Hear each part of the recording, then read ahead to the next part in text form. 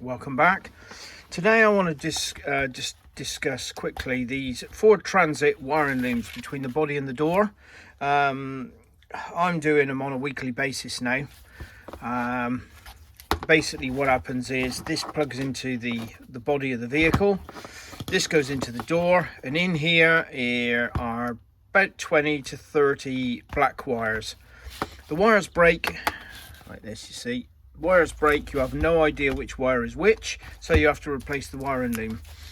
Now, if you're going to replace the wiring loom on these, the most important part is this 14A631. That just indicates the general wiring loom. Okay, this is the most important part, KCD.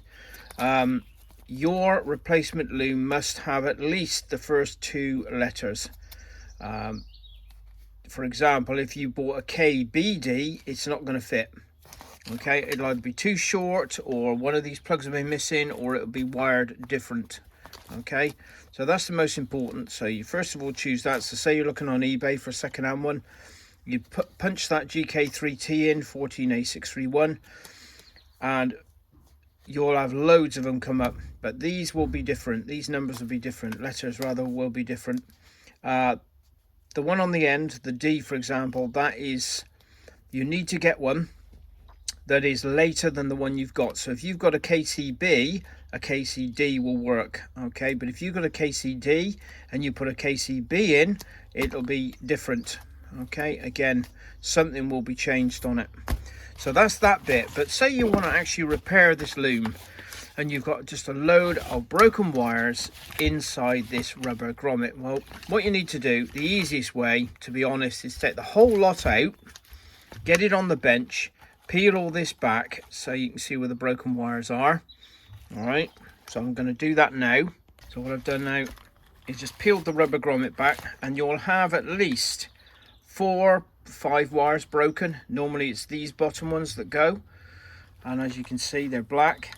You have they're all the same size. Forget these little tabs, these little different colors. They are not on the other ends of the cables. It's just a cheap and nasty piece of rubbish. Okay, I should think they got the cheapest possible ones they could find, but they're selling these at £130 each if you're lucky to get one. Okay, so what I've done is a repair solution. So what I have is every single one of these pins. All right, so as we look at this plug here, okay, the top one's A, bottom one's B.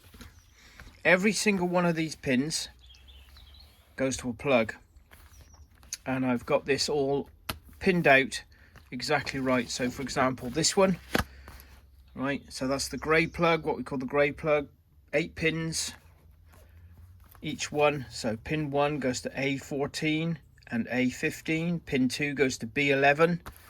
Okay, so obviously these are your A's and B's.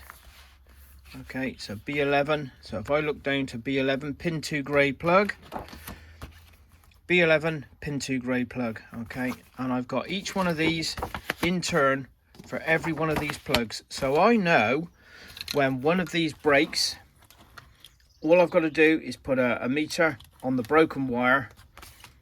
I know which ones are broken because they're written on this plug, and I just track it back to whichever plug it needs to be, and that will tell me then which wire to connect where. And I've got each one done.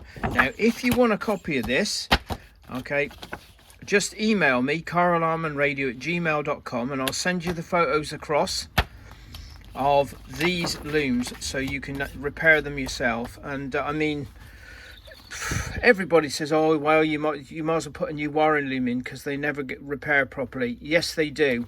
If you do it properly by putting extra flexible cable on the broken wires, you can do the job and it will last years.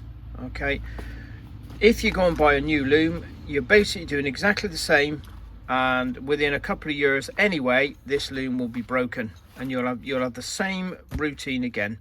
Okay, so if that's of any interest, please drop me a like.